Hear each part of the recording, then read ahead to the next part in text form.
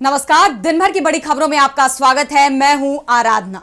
आज इस बुलेटिन में बात होगी राहुल गांधी की गूंज से घबराई बीजेपी की, देश में शुरू होने वाले नए आंदोलन की, देखेंगे सीआरपीएफ के रिटायर्ड जवानों ने सरकार को दिया क्या अल्टीमेटम, कैसे एक बार फिर फेल हुआ एनटीए, जानेंगे राष्ट्रगान का अपमान बीजेपी पर कैसे पड़ा भारी, और बुलेटिन के आखिर में देखेंगे एसआईआर में धांधली पर कैसे फंसी बीजेपी।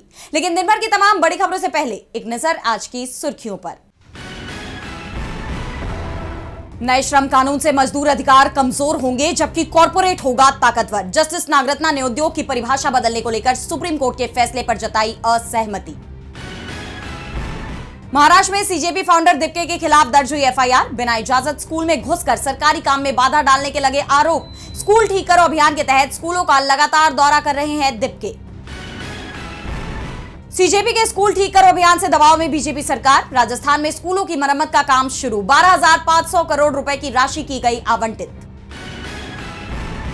सपा प्रमुख अखिलेश यादव से आप सांसद संजय सिंह ने की मुलाकात। आरक्षण और पिछड़े वर्गों के अधिकारों पर की चर्चा।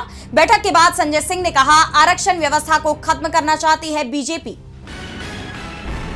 दूसरे टेस्ट के पहले दिन भारत ने 5 विकेट के नुकसान पर बनाया 300 रन। पडिक्कल का श्रीलंका के खिलाफ लगातार दूसरे टेस्ट में शतक, जबकि कप्तान गिल की 50। ये तो थी सुर्खियां। अब बात आज की सबसे बड़ी खबर की।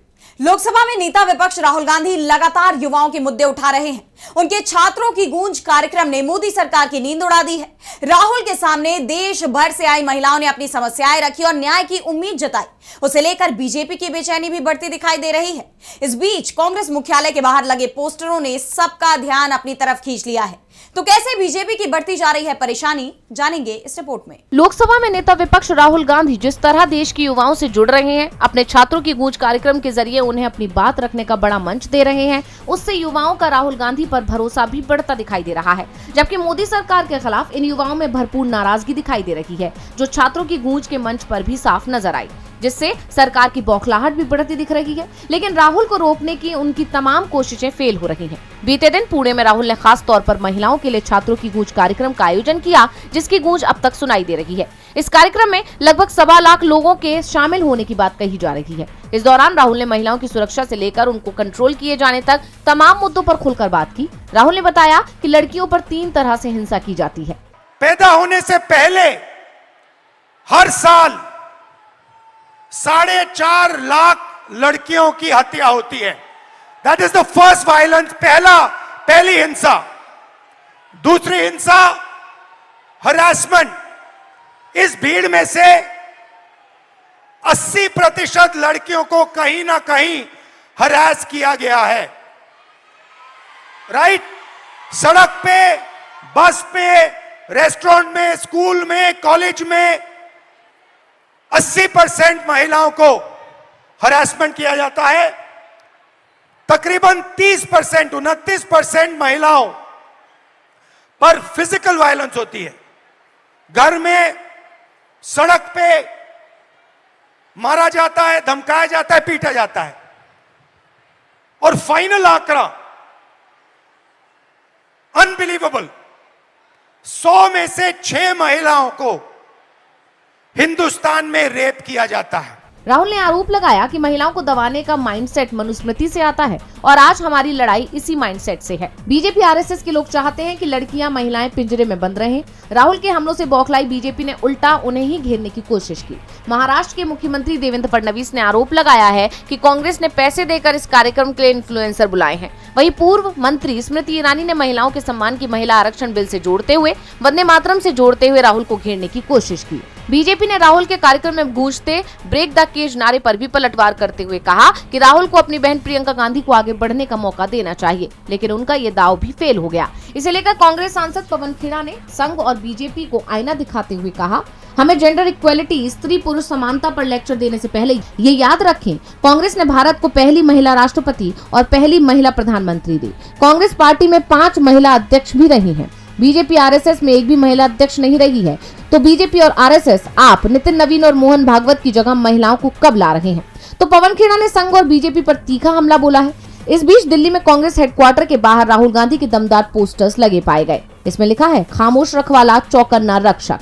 विपक्ष के नेता राहुल गांधी हैं असली जिंदगी के बैटमैन। पोस्टर में द साइलेंट गार्जियन और अ वॉचफुल प्रोटेक्टर भी लिखा है, जिसका मैसेज साफ है कि राहुल देश की जनता के हित में आवाज उठाते रहेंगे। राहुल का ये ना रुकने वाला अंदाज बीजेपी की मुश्किलें और बढ़ाता नजर आ रहा है। राहुल गांधी ने बीजेपी के सामने चुनौती पेश कर दी है तो सीजेपी ने मोदी सरकार को चेतावनी दे दी है।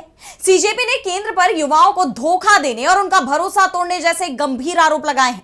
कॉकरोच जनता पार्टी ने धमकी दी है कि अगर सरकार ने अपने वादे पूरे नहीं किए तो देश में एक बार फिर आंदोलन होगा। इसके साथ ही युवाओं से भी बड़ी अपील की गई है। तो क्या है ये पूरी खबर, देखिए इस रिपोर्ट में। कॉकरोच जनता पार्टी ने केंद्र सरकार को उसके वादे याद दिलाते हुए बड़ी चेतावनी दे दी है। सीजेपी ने ऐलान किया है कि अगर सरकार ने अपना वादा जल्दी पूरा नहीं किया तो वो एक बार फिर पूरे देश में आंदोलन करेगी। बता दें कि सीजेपी ने केंद्र पर युवाओं को धोखा देने और उनका भरोसा तोड़ने जैसे गंभीर आरोप लगाए हैं। सीजेपी ने कहा कि सरकार शांतिपूर्ण आंदोलन को खत्म करने के वक्त जो वादे करती है, सड़कें खाली हो जाने के बाद उन्हीं वादों से मुकरने की कोशिश करती है। भारत के युवाओं से किए गए वादों को अक्षरशः और उसकी भावना के अनुरूप किया जाना चाहिए। सीजेपी ने अपने बयान में आगे कहा है कि स्टूडेंट प्रोटेस्ट के वक्त दर्ज एफआईआर को रद्द करने के लिए कोर्ट की बार-बार गुजारिश के बावजूद अभी तक सरकार की तरफ से लिस्ट नहीं सौंपी गई है। बयान में कहा गया है कि केंद्र सरकार ने इसे उपलब्ध कराने का कोई वादा नहीं किया था। सीजेपी ने कहा कि ऐसा लगता है कि सरकार देश की युवा पीढ़ी को धोखा देने की कोशिश कर रही है, जबकि सरकार ने जॉइंट प्रेस कॉन्फ्रेंस में इस वादे के साथ आंदोलन वापस करवाया था। इसके साथ ही सीजेपी ने अपने ताजा बयान में कार्रवाई की चेतावनी दी और फिर से आंदोलन का संकेत दिया है। इसके अलावा ग्रुप की तरफ से कहा गया है कि वो अपनी आगे की कार्रवाई करने के लिए 24 अगस्त को मीटिंग करेगी। सीजेपी ने अपने बयान में कहा है कि विरोध प्रदर्शन के कारण धर्मेंद्र प्रधान को इस्तीफा देना पड़ा, लेकिन आप निश्चिंत रहें, हम तब तक चैन से नहीं बैठेंगे जब तक युवा पीढ़ी से किए गए वादे को पूरा नहीं कर लिया जाता। कॉकरोच जनता पार्टी एक बार फिर आंदोलन की चेतावनी दे रही है। इस बीच एक नया मोर्चा भी खुलता दिखाई दे रहा है। एक बार फिर जंतर मंतर पर मोदी सरकार के खिलाफ प्रदर्शन होने वाला है और इस बार केंद्रीय सशस्त्र पुलिस बलों के जवान सरकार के खिलाफ सड़कों पर उतरेंगे। वो अपनी मांगों को लेकर प्रदर्शन करेंगे। तो क्या है ये पूरी खबर, जानेंगे इस रिपोर्ट में। हाल ही में दिल्ली में छात्रों ने नीट पेपर लीक के मुद्दे पर जोरदार प्रदर्शन किया था। इसके बाद पूरे देश में एक के बाद एक कई आंदोलन हो चुके हैं, जिसको लेकर मोदी सरकार पहले ही घिरी हुई है और अब सरकार की मुश्किलें दुगनी होने वाली है। केंद्रीय सशस्त्र पुलिस बलों यानी सीएपीएफ के रिटायर्ड जवानों और कर्मचारियों ने दिल्ली के जंतर मंतर पर प्रदर्शन और भूख हड़ताल करने का ऐलान किया है। जानकारी के मुताबिक ये प्रदर्शन सीआरपीएफ और सीआईएसएफ सहित तमाम केंद्रीय बलों को लेकर हाल ही में लागू हुए केंद्रीय सशस्त्र पुलिस बल सामान्य प्रशासन अधिनियम 2026 के खिलाफ है। रिटायर्ड जवान और कर्मचारी 12 दिसंबर से जंतर मंतर पर अनशन पर बैठेंगे। एसोसिएशन के सचिव रणवीर सिंह ने आरोप लगाया कि सरकार उनकी मांगों को लंबे समय से नजरअंदाज कर रही है। ऐसे में हमारे पास विरोध के अलावा दूसरा कोई रास्ता नहीं बचा है। उन्होंने कहा कि हम पुरानी पेंशन स्कीम यानी ओपीएस की व्यवस्था को फिर से लागू करने की मांग भी कर रहे हैं। रणवीर सिंह ने आगे बताया कि एसोसिएशन ने गृह मंत्री अमित शाह को चिट्ठी लिखकर इन कानूनों को तुरंत रद्द करने की मांग की थी, लेकिन सरकार की तरफ से अब तक कोई जवाब नहीं मिला। बता दें कि सरकार ने 9 अप्रैल को केंद्रीय सशस्त्र पुलिस बल सामान्य प्रशासन अधिनियम 2026 लागू किया था।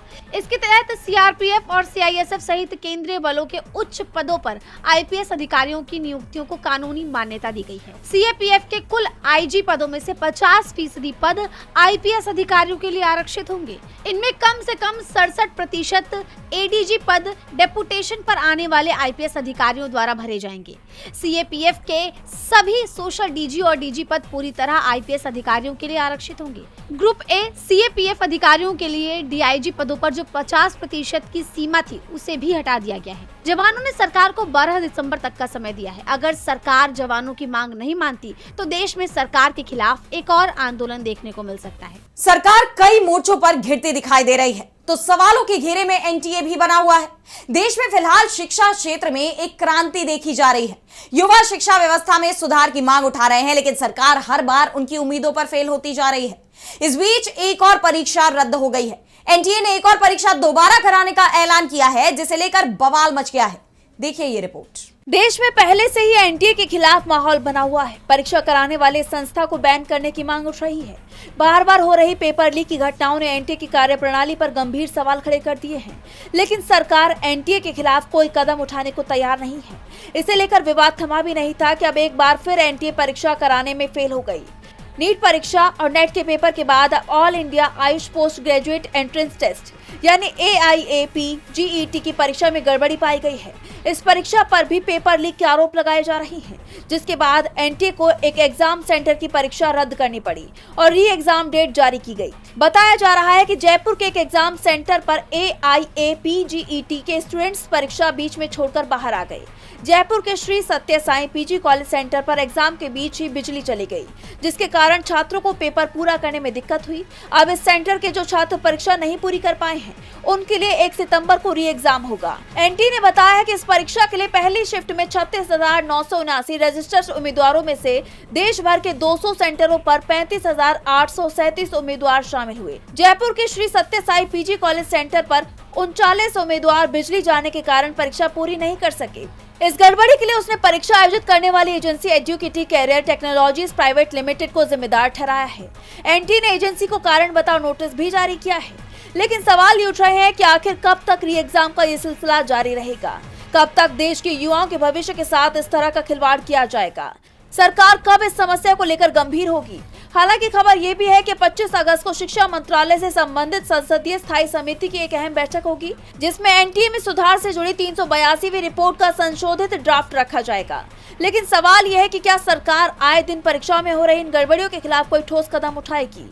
ये देखना होगा। पेपर लीक के मुद्दे पर मोदी सरकार बुरी तरह घिर गई है। वहीं उसके अपने नेता भी पार्टी की मुश्किलें और ज्यादा बढ़ाते नजर आ रहे हैं। यूपी विधानसभा के अध्यक्ष सतीश महाना का एक वीडियो सोशल मीडिया पर वायरल हो रहा है, जिसमें वो राष्ट्रगान को बीच में ही छोड़कर चले गए। वहीं अब इस मुद्दे पर विपक्ष ने बीजेपी के खिलाफ मोर्चा खोल दिया है। तो क्या है ये पूरी खबर, जानने के लिए देखिए ये रिपोर्ट। राष्ट्रगीत वंदे मातरम पर सियासत गरमाई हुई है। बीजेपी की तरफ से कांग्रेस पर वंदे मातरम पूरा न गाने पर राष्ट्रगीत के अपमान करने का आरोप लगाया जा रहा है। इसको लेकर बीजेपी ने कांग्रेस के खिलाफ निंदा प्रस्ताव भी पारित कर दिया है, जबकि कांग्रेस का कहना है कि शुरू से ही वंदे मातरम का सिर्फ 2 ही स्टैंजा गाया जाता है। इस बीच उत्तर प्रदेश विधानसभा के स्पीकर सतीश महाना का एक वीडियो सोशल मीडिया पर वायरल हो रहा है, जिसमें वो राष्ट्रगान को बीच में छोड़कर ही जाते हुए नजर आ रहे हैं। सबसे पहले आप ये वीडियो देखिए।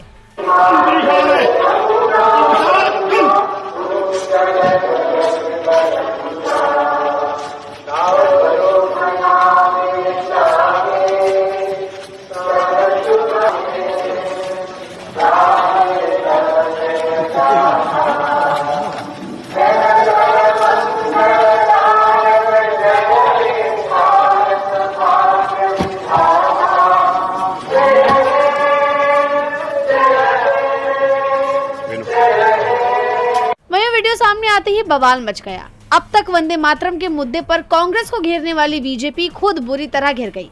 विपक्ष ने इस वीडियो को लेकर सतीश महाना समेत पूरी मोदी सरकार के खिलाफ मोर्चा खोल दिया। वीडियो शेयर करते हुए कांग्रेस ने एक्स पर पोस्ट किया कि बीजेपी नेता और यूपी विधानसभा अध्यक्ष सतीश महाना राष्ट्रगान के लिए 52 सेकंड भी नहीं रुक पाए। राष्ट्रगान होता रहा और वो उसके पूरा होने से पहले ही चलते बने। ये हमारे राष्ट्रगान का अपमान है, जिसे किसी भी कीमत पर बर्दाश्त नहीं किया जाएगा। बीजेपी नेता इस घटिया हरकत से हिंदुस्तान की संप्रभुता, इतिहास और संस्कृति के प्रतीक राष्ट्रगान का सम्मान करने वाला हर देशवासी आहत है, गुस्से में है। इस अपराध के लिए सतीश महाना, नरेंद्र मोदी और पूरी बीजेपी को देश से माफी मांगनी चाहिए। न सिर्फ कांग्रेस बल्कि समाजवादी पार्टी ने भी इस पर बीजेपी को घेरा है। सपा प्रमुख अखिलेश यादव ने राज्य की योगी और केंद्र की मोदी सरकार से सवाल किया कि ये उत्तर प्रदेश विधानसभा अध्यक्ष का राष्ट्रगान के प्रति अनादर देखिए। मोदी योगी बताएं कि क्या कार्रवाई कर रहे हैं अपने विधानसभा अध्यक्ष पर। आपको बता दें कि विधानसभा अध्यक्ष द्वारा राष्ट्रगान को बीच में छोड़कर जाने का वीडियो कानपुर के उन्नाव में गार्ड ऑफ ऑनर के दौरान का था। हालांकि इस पूरे मामले पर अब तक बीजेपी की तरफ से कोई बयान सामने नहीं आया, लेकिन बीजेपी की मुश्किलें जरूर बढ़ गई हैं। विपक्ष ने सरकार के खिलाफ मोर्चा खोल दिया है, सरकार की जमकर घेराबंदी कर दी है। तो संसद सत्र के दौरान भी विपक्ष के तेवर तीखे दिखाई दिए। हालात ये बन गए कि सरकार किसी भी मुद्दे पर चर्चा ही नहीं करा पाई और अब भी सत्र को लेकर सरकार के रुख पर सवाल उठ रहे हैं। मानसून सत्र को पूरी तरह खत्म न करने को लेकर अब विपक्ष ने सरकार को घेर लिया है। देखिए ये रिपोर्ट। मोदी सरकार के खिलाफ विपक्ष के हमले तेज होते जा रहे हैं। संसद के मानसून सत्र में जंतर मंतर पर युवाओं के आंदोलन और उन पर हमलों को लेकर विपक्ष के सवालों से सरकार बैकफुट पर चली गई थी। विपक्ष गृह मंत्री अमित शाह से सदन में आने की मांग कर रहा था। छात्रों के संसद कूच के दौरान उन पर चली लाठियों का जवाब मांग रहा था। लेकिन गृह मंत्री के जवाब दिए बिना ही संसद के दोनों सदनों को अनिश्चितकाल के लिए स्थगित कर दिया गया। 20 जुलाई को शुरू हुआ मानसून सत्र 13 अगस्त को स्थगित भी हो गया।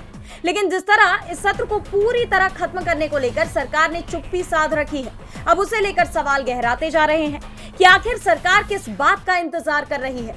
इसे लेकर कांग्रेस ने मोदी सरकार से तीखे सवाल पूछे हैं। पार्टी महासचिव जयराम रमेश ने अपने सोशल मीडिया पर लोकसभा की कार्यवाही के नियमों से जुड़ी लोकसभा सचिवालय की किताब के पन्ने शेयर करते हुए कहा कि लोकसभा के अनिश्चित काल के लिए स्थगित होने और उसके सत्रावसान यानी प्रोरोगेशन के बीच का समय आमतौर पर 2 से 4 दिन का होता है।